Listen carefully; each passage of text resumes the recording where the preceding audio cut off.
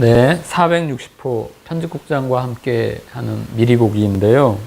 예, 보시는 바와 같이 이번에는 저희가 안철수 대표의 대표직 사퇴와 관련된 걸 커버 스토리로 올렸습니다. 자, 그 제목은 이상한 퇴장이라고 저희가 이름을 붙였는데요. 이번 커버 스토리는 안철수 대표가 지난 6월 29일에 대표직 사퇴 기자회견을 하고 물러났습니다. 이와 관련된 건데요. 언론은 흔히 이제 6번째 철수라고 보도를 하기도 했는데, 보시는 바와 같이 저희 청관율 기자는 6월 29일 안 대표가 사퇴 기자회견장에 가지고 간 막스 베버의 책임윤리라는 메모지에 주목을 했습니다. 그래서 안 대표가 베버의 책임윤리를 어떻게 오독했고 사퇴가 곧 책임이라는 등식이 기원이 어떻게 한국 정치에 자리 잡게 되었는지를 분석했습니다. 보통 우리 정치권에서 흔히 문제가 터지면 이런 이제 안 대표처럼 정치 리더들이 사퇴를 하고 소위 말하면 책임을 다한다고 하는데 그것이 진정한 리더십은 아니라는 걸 청 기자가 분석을 했습니다. 청관율 기자의 품격 있는 정치 기사, 이번에도 일독을 권합니다. 청관율 기자와 함께 김은지 기자는 국민의당 리베이트 의혹의 과정을 되돌아보았는데요. 4번에 걸쳐서 국민의당이 어떻게 실기를 했고 그 과정에서 국민의당의 대처가 얼마나 미숙했는지 내재적 비판을 시도했습니다. 즉 국민의당 내부 목소리를 들어봤습니다. 그 다음에 저희가 이제 특집 기사로 올린 건 EU와 영국 덮친 브렉시트 후폭풍입니다. 경제전문가 이종태 기자가 지난주에 이어서 이번 주에도 다시 한번 브렉시트 후폭풍을 다뤘는데요. 영국과 EU의 치열한 수싸움을 분석을 했습니다. 그런데 과연 영국은 브렉시트를 실제로 탈퇴할까? 이와 관련돼서 이종태 기자는 탈퇴가 실현되지 않을 가능성도 있다고 조심스럽게 내다보았습니다. 영국 현지에서 불고 있는 세대 간 투표 논란, 그리고 차기 총리급으로 떠오른 테레사 메이 내무장관 이야기, 영국 노동당, 코빈을 둘러싼 영국 노동당 내부의 논란을 패키지로 담았습니다. 지난주 주중을 넘어가서 보시는 바와 같이 이 기사 기억하실는지 모르겠는데요. 이른바 이정현 세월호 참사 당시 이정현 홍보수석이 김시곤 KBS 보도국장에게 전화를 통해서 보도에 개입한 육성 녹취록이 공개가 돼서 논란이 있었는데요. 이상훈 기자가 실제로 이정현 홍보수석이 김 국장에게 전화한 시점을 기준으로 해서 KBS 보도 논조가 어떻게 바뀌었는지를 분석했습니다. 이상훈 기자는 이정현 홍보수석의 전화가 제대로 약발이 들었다라고 표현을 했는데요. 직접 기사를 읽으시면서 확인해 보시면 될 것 같습니다. 김시곤 보도국장의 폭로를 전달한 분이 이제 KBS 이사를 했던 김주원 전 이사인데요. 이분은 아시는 분은 다 아시겠지만 1986년 한국일보 기자였던 시절에 전두환 정부의 보도지침 무려 584건을 월간 말지를 통해서 폭로한 주인공이기도 합니다. 무려 30년 전에 보도지침을 폭로한 김주원 전 이사가 이번에 다시 김시곤 국장의 보도지침 육성, 이정현 홍보수석의 육성을 폭로한 게 어떻게 보면은 우연의 일치라고 해야 하나요? 김주원 전 이사에 대한 간단한 인터뷰를 담았습니다. 지난주 목요일 저희 시사인 편집국에는 반가운 소식이 전해졌는데요. 바로 주진우 기자와 김어준 총수가 재판 과정에서 냈던 언론인의 선거운동 금지에 대한 헌재의 위헌 판결이 내려졌습니다. 이 위헌 판결을 이끈 숨은 주인공 박성철 변호사를 저희 김은지 기자가 만났는데요. 저도 어느 정도 법조를 취재하고 했습니다만 우물안 개구리였다라는 생각을 이 기사를 보면서 들었는데요. 우리는 이제 언론인의 선거운동 금지를 너무나 당연하게 받아들였는데 이 제목에 보시면 알겠지만 박성철 변호사가 이 헌재 소송을 준비하는 과정에서 전 세계 선거법을 다 분석을 해봤다고 합니다. 그런데 그 어느 나라 선거법에서도 언론인의 선거 운동을 금지하는 법은 없었다고 합니다. 이와 관련된 박 변호사의 인터뷰 기사를 또 일독을 권합니다. 간단하게 저희가 저희 시사인에서 여름방학을 맞아서 준비한 이벤트가 있는데요. 소개해 드리도록 하겠습니다. 맛보실래요? 예, 저희 시사인 책이 놓여 있고 또 이 전자책 놓여 있는데요. 저희가 여름방학 기간 동안에 중고등학생, 대학생들을 대상으로 해서 저렴한 가격으로 이른바 이제 여름방학 체험구독 특별 이벤트를 실시하고 있는데요. 자세한 내용은 저희 시사인 홈페이지에서 확인하시면 될 것 같습니다. 또 저희가 작년에도 했었는데 반응이 좀 좋아서 올해도 역시 여름방학 때 하려고 하는데요. 시사인 기자학교를 이번 여름방학에 개최합니다. 저희가 이게 장소 대관 과정에서 약간 공고 날짜가 좀 잘못 나갔는데요. 고등학생 기자학교는 2016년 8월 1일부터 3일까지 진행되고요. 중학생 기자학교는 2016년 8월 8일부터 10일까지 통학으로 3일간 진행됩니다. 장소는 서울혁신파크 참여동이고요. 역시 자세한 내용은 홈페이지 참조해 주시고 신청도 홈페이지로 하고 선착순입니다. 네, 여기까지 제가 간단하게 460호 시사인에 어떤 내용을 담았는지 제가 소개해 드렸고요. 그러면 이제 취재를 했던 기자들 모시고 간단하게 취재 뒷이야기 듣도록 하겠습니다. 지난주에 헌법재판소가 언론인의 선거운동을 금지하는 공직선거법에 대해서 위헌 결정을 내렸는데요. 주진우 기자와 김어준 총수가 재판을 받는 과정에서 위헌법률 심판 청구를 했고요. 이 위헌 결정을 이끌어낸 숨은 주인공이 있습니다. 바로 박성철 변호사인데요. 김은지 기자가 박성철 변호사를 만나서 뒷이야기를 들었는데요. 먼저 김은지 기자를 통해서 취재 뒷이야기 듣도록 하겠습니다. 박 변호사 인터뷰 하셨는데요.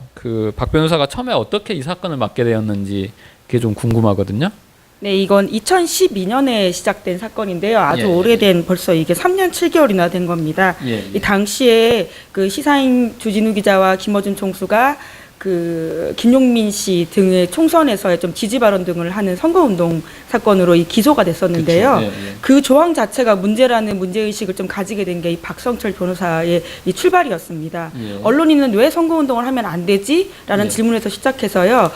재판 자체의 조항이 문제가 있지 않나라고 해서 재판하는 도중에 위헌 심판 제청을 하게 됐고 재판부가 이것을 받아들여지게 되어서 헌법재판소까지 올라가게 된 것이지요. 알겠습니다. 주진우 기자 같은 경우 헌재 결정이 내려지기 1시간 전까지만 해도 정말 위헌 결정을 전혀 예상을 못했거든요. 이 박 변호사는 위헌 결정 예상했다고 하던가요? 어떻습니까? 네, 시작할 때부터 이 박성철 변호사께서는 좀 자신을 했었다라고 하는데요. 이런 조항을 세계 어디에서도 찾아볼 수가 없었고 실제로 굉장히 과도하게 금지하고 있는 포괄적인 조항이기 때문에 굉장히 자신 있게 이 위헌 소송을 진행했다라고 이야기를 하시더라고요.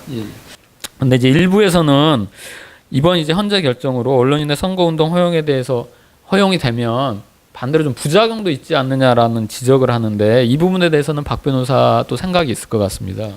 네, 이번 결정을 좀 잘 보셔야 될 텐데요. 이번 결정은 언론과 언론인을 분리해서요. 언론인에게서는 그러한 자유들을 조금 더 포괄적으로 허용을 하되 언론 자체에서는 아직까지도 이 공정 보도나 그리고 이 편파적인 보도 그리고 이 비방, 허위 사실 유포들에 대해서는 여전히 이 처벌을 하고 있거든요. 이런 부분에 대해서는 그렇게 충분히 처벌할 규정이 있기 때문에요. 이번 위헌 결정이 의미가 있다라고 박 변호사는 보고 있고요. 심지어 박 변호사는 한 발 더 나아가서 사실은 언론사가 의견과 사실을 구분해서 의견조차 말하는 것까지 허용해야 되는 게 아니냐라는 이야기도 하기도 했었습니다.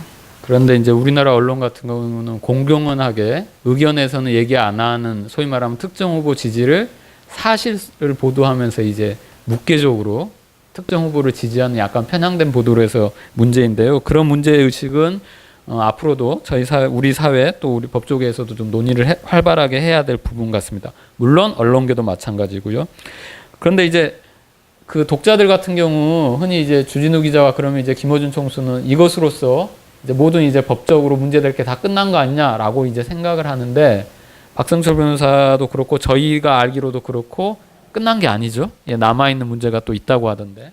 네, 이게 당시에 기소가 됐을 때요, 단순히 언론인의 선거운동 금지뿐만이 아니고 몇 가지 혐의가 더 있습니다. 이를테면 이 집회를 열었다라는 이유, 예. 그리고 이런 선거운동 과정에서 확성기를 사용했다라는 것들인데요. 이런 조항들은 사실은 현행법상 여전히 문제가 되고 있기 때문에 재판이 계속 진행되고요. 사실 박 변호사 같은 경우에는 이 집회금지 조항 같은 경우에도 너무 포괄적이기 때문에 예. 이것도 위헌 소지가 있다고 봐서 당시에 위헌 심판 제청을 하고 싶었는데 이 언론인의 선거운동 금지 이것조차도 하는 게 쉽지가 않다 보니까 거기까지 가지 못했는데 지금도 사실은 할 수가 있다라는 이야기를 하더라고요. 그래서 또 이것도 어떻게 또 진행될지는 한번 봐야 될 것 같습니다. 알겠습니다. 그 분명 얘기 드리지만 주진우 기자나 김어준 총수 재판 관련된 이 선거법과 관련돼서 재판된 관련된 거는 끝난 게 아닙니다. 아직도 몇 가지 혐의 내용이 남아 있고요. 여러분이 관심을 가지고 계속 지켜봐 주시는 게 두 사람한테는 큰 도움이 될 것 같습니다. 김은지 기자 감사합니다. 네, 고맙습니다. 네, 지난 한 주 좀 뜨거웠던 사건 중에 하나가요. 이정현 청와대 홍보수석이 세월호 참사 당시에 김시곤 전 KBS 보도국장에게 전화를 걸어서 언론 보도와 관련된 이제 간섭, 소위 말하면 보도 지침을 내렸느냐 안 내렸느냐 이 관련돼서 이 논란이 좀 있었는데요. 저 이상훈 기자가 이 부분을 취재를 했습니다. 이상훈 기자 모시고 몇 가지 간단하게 물어보도록 하겠습니다. 그 지난주에 아무튼 언론노조에서 이 육성으로 이정현 홍보수석이 거의 랩에 가까웠는데요. 예, 아무튼 김시곤 국장에게 전화를 해서 해경 비판하는 기사를 좀 쓰지 말아달라 여러 가지 좀 요구사항 하는 게 이제 육성으로 나왔었는데요. 이상훈 기자가 직접 그때 이정현 수석이 김 국장에게 전화한 시점을 계기로 해서 KBS 보도가 어떻게 바뀌었는지 한번 분석했다고 하는데요. 실제로 좀 변화가 좀 있었습니까? 어떻습니까? 예, 확실히 변화가 있었습니다. 제가 그 4월 21일하고 4월 30일에 이정현 홍보수석이 김시곤 국장한테 전화를 했거든요. 그래서 21일 이후에 일하고 그러니까 30일 전화 이후에 보도하고 다 비교를 해봤는데요.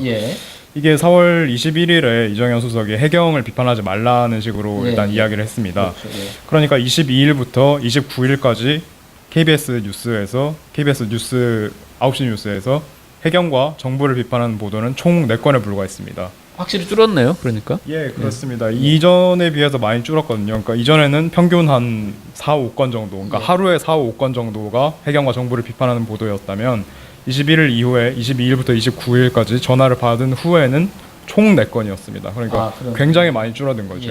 예. 그리고 30일 통화 이후에도 그러니까 9시 뉴스 첫 곡지였던 그런 해경 비판하는 기사들이 뉴스 라인에서는 다 빠졌어요. 그러니까 밤 11시 뉴스 라인에서는 빠졌다는 거죠. 예, 예. 뒤로 밀리거나. 불과 2시간이었었는데 해경과 정부를 비판하는 기사들은 뒤로 밀렸습니다. 예. 알겠습니다. 그 지난주에 이것과 관련돼서 이제 언론노조 기자회견장에 그 김시곤 국장은 직접 나오지는 않았고 이 대리에서 이제 김주원 전 KBS 이사가 이제 나와서 증언을 했었는데요. 아무래도 그 관심은 과연 추가 녹취록이 있느냐 이게 좀 관심일 것 같은데 또 김주원 전 이사 인터뷰도 했었는데요. 김 전 이사가 또 어떤 얘기를 하던가요? 예, 일단 추가 녹취록이 있는지에 대해서 질문을 했는데요. 이게 그 김시곤 국장이 기자회견장에 직접 나오지 않았기 때문에 정확히는 일단 파악이 안 된 상태입니다. 근데 김시곤 국장을 대리해서 나온 김주원 전 KBS 이사의 말로는 본인이 알기로는 4월 21일과 그러니까 30일 두 차례 통화가 녹취는 전부다라고 했습니다. 근데 그러니까 물론 통화는 그 이전에도 이후에도 있었는데요. 녹음을 한 거는 이게 다다라고 알고 있다라고 이야기를 했습니다. 아무래도 이제 일부 기자들 같은 경우는 추가 녹취록 또 추가 녹음 파일이 있지 않느냐라는 지금 그런 좀 생각도 가지고 있는데 이건 또 좀 상황을 지켜보고 저희가 계속 또 취재를 해서 밝혀야 될 부분인 것 같습니다. 또 하나 이제 좀 역사적인 우연이라고 해야 하나요? 김주원 그 전 이사 같은 경우에는 1986년 이제 한국일보 기자였던 시절에 이른바 보도 지침을 폭로를 해서 이게 이것과 지금 시점과 약간 좀 그 시간은 흐르기는 했지만 비슷한 지금 뭐 해서 약간 좀 화제가 되기도 했었는데요. 그 부분도 좀 소회를 좀 김주원 전 이사한테 물어봤을 것 같은데 뭐라고 대답하시던가요? 예, 말씀하신 대로 30년 전에 1986년 보도 지침 사건의 당사자로서 그 김주원 전 KBS 이사가 김시곤 전 국장을 설득을 했다고 하더라고요. 그러니까 본인도 1986년 폭로 이후에 개인적으로는 핍박을 많이 받았지만 이후에는 역사가 평가해 준다 이런 생각을 가졌고 그런 이야기로 김시곤 전 국장을 설득해서 이번 통화 녹취를 공개를 하게 됐다라고 말씀하셨습니다. 알겠습니다. 지금 이번 주 지난주 상황은 발생했고요. 이번 주에도 지금 상황은 계속 좀 확대되고 있는 것 같습니다. 청와대 같은 경우에는 정상적인 홍보수석의 정상적인 업무였다라고 이제 국회에서 주장하기도 했었는데요. 언론계 인사들도 그렇고 과연 이게 이제 정상적인 업무에 포함되느냐 그 부분에 관련돼서는 이견도 있고 논란도 있고 그런 것 같습니다. 이 사안은 저희가 계속해서 추적해서 보도하도록 하겠습니다. 이상훈 기자 고생하셨습니다. 감사합니다. 예. 저랑 이렇게 해서 460호 미리 보기 마쳤고요. 저희는 또 이번 주 독자 여러분에게 보다 심층 있는 기사 또 차별화된 기사를 선보이기 위해서 노력할 것입니다. 아무튼 여러분이 있기에 시사인이 존재합니다. 정기 구독 많이 해주시고요. 그러면 저희 기자들은 기사로 보답하도록 하겠습니다. 감사합니다.